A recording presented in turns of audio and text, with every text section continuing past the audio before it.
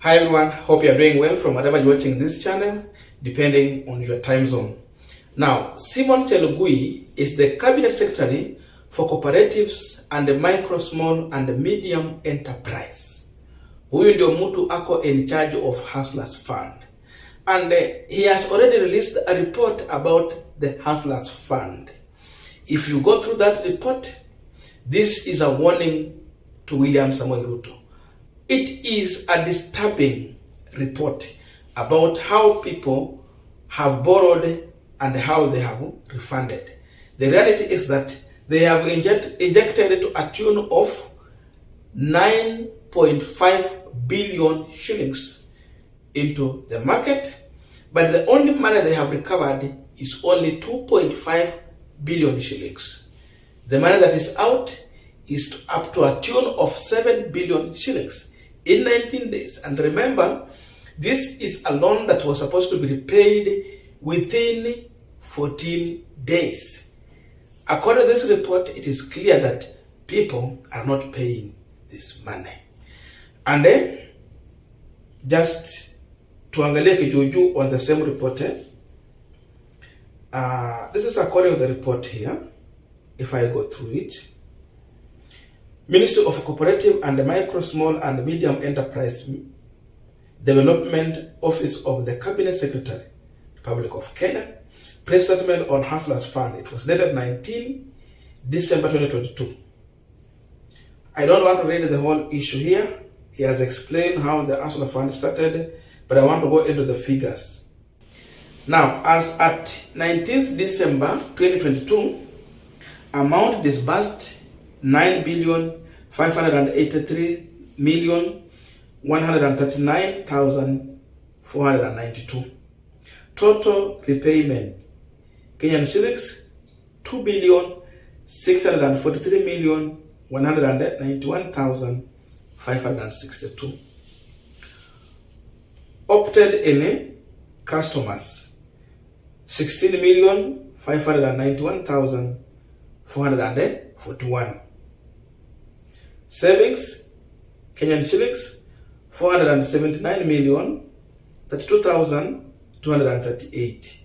Total transaction 16,591,664. Repeat customers 2,693,705. On the 14th December 2022, being the first day of collection, a record of 59.30% in repayment was achieved.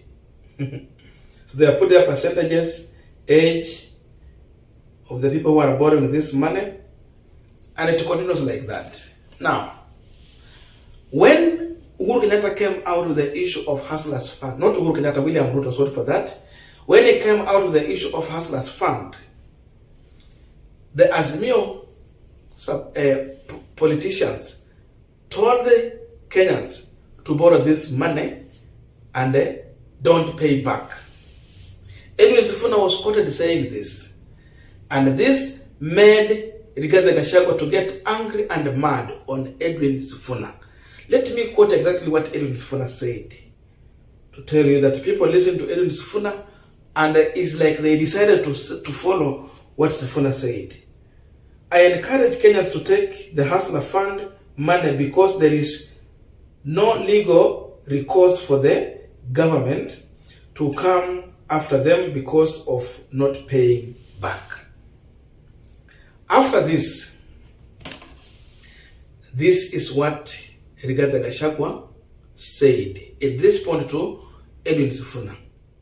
Nataka kuambia wale wajuaji ambaye wanaongea kule Nairobi mambo ya Hustlers Fund, mtoke Nairobi, mtoke kwa TV na kwa radio, mteremuke hapa Kakoigo, muulize maoni ya raia.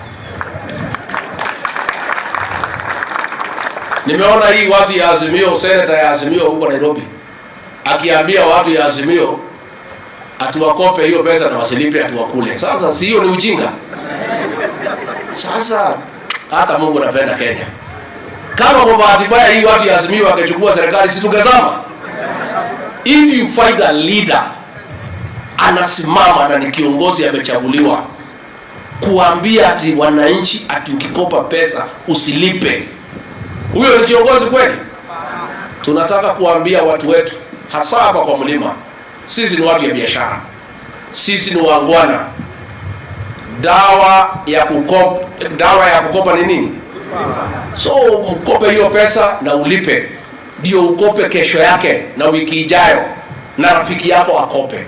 Lakini hao viongozi wa Azimio wamepotea, ati anaenda kuambia watu ati hii pesa mchukue mkule ni ya serikali na hii ni mkopo ya kusaidia Wakenya.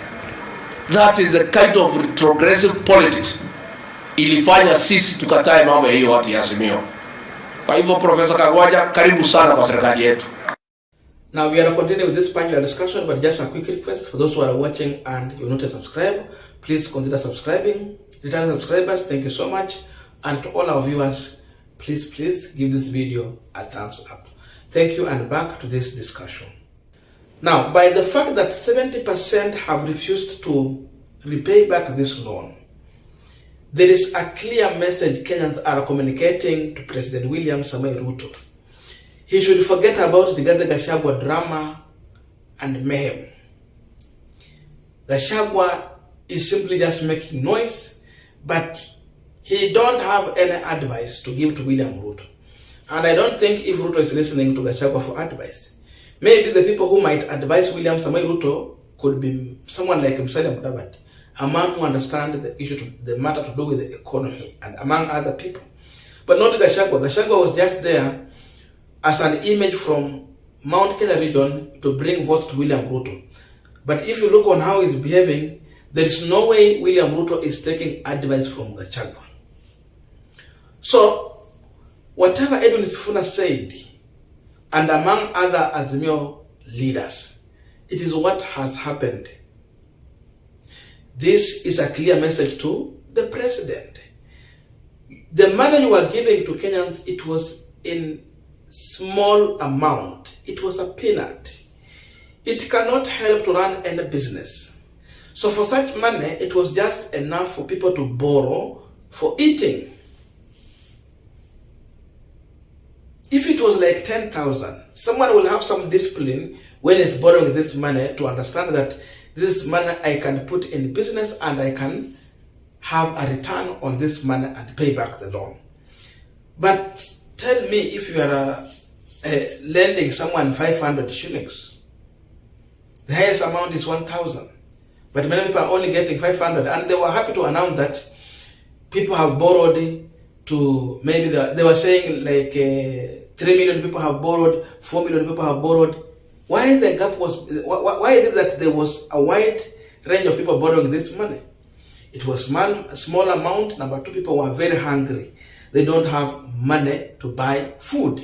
So this money was going to buy food. Someone has slept hungry for a week. When you give him 500, what would they do with this money? And the children are crying.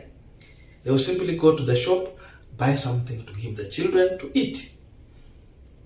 Then there's Christmas here. People don't have money. There's no jobs. People are using this money for Christmas. I saw a lady posting a photo, and she said that for the first time, her kid was eating meat since she was born. Mtoto yake hajawahi kula nyama. Lakini wakati alipata pesa ya Hustler Fund, that's the time she decided kununua nyama mtoto wake, at least aonje nyama. So look at that. That's how poor Kenyans are. So it is clear. They had the Hustlers Fund, but they did not have idea on how to explain this to Kenyans to understand the use of this money and the right amount you can give to the people outside here. So this money will not be repaid back by the fact that Ruto lied to Kenyans that Hustler Fund is coming here to help you to do your business. Kenyans are sending a serious message to the president. He lied to them, and because of this, that's why they're betraying him, borrowing without refunding the money. So the only thing they are waiting is to see how William Samoei Ruto is going to arrest them and jail them. Because they said if you take this loan and you don't repay back, then you will be prosecuted and then serve a jail term. That's what Kenyans are waiting for. So the question is, do we have enough prison to keep more than 3 million people in jail? I don't think so. That's the current situation. So the country is broke, and the people are so much broke. People are hungry. So it is just for survival. Ruto should sit down if really he had a plan to change lives of the hustlers through Hustlers Fund. He has to rethink what amount is the best to give these people so that they can run serious business that can have return in their investment. But mambo ya 500, my president, it cannot work. Mambo ya 1,000, Mr. William Ruto, it is not worthy to run a business. Even 5,000, it is not worthy. At least 10,000, it can make a change as of the current situation we are having now in this current economy. Mambo ya 10,000, mambo ya 5,000, 2,500, it could work during the Moi era. That money could help someone to do business, because that time, if you have 1,000, it was enough for good shopping. As of now, even a paper bag cannot, 1,000 cannot fill a plastic paper bag. If you go for a shopping, it cannot, highways. So how can you tell someone to invest with 500 shillings? Kama 500 haiwezi jaza paper bag. That's the kind of situation we are having now in the country. So, in as much as Gachagua was making noise, people were keen to listen to Edwin Sifuna and other politicians, and they did exactly what Azimio said. So if Kenya Kwanza is not careful on this fund, then through Azimio they will be sabotaged, and they will get it wrong. Until they do the right thing, that's when they will get it right. Simple.